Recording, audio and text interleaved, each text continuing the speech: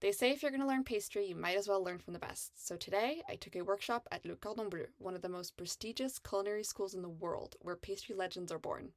Today's lesson, Mastering the Art of the Eclair. Chef Jérémie Samuel walked us through every step, from the pâte à choux to the caramel filling and crème pâtissière. Everything was timed, measured, precise. One wrong move and things can go very wrong. I wasn't sure if I could pull it off, but look at these. If you're in Paris this summer, this is such a fun activity to try for yourself.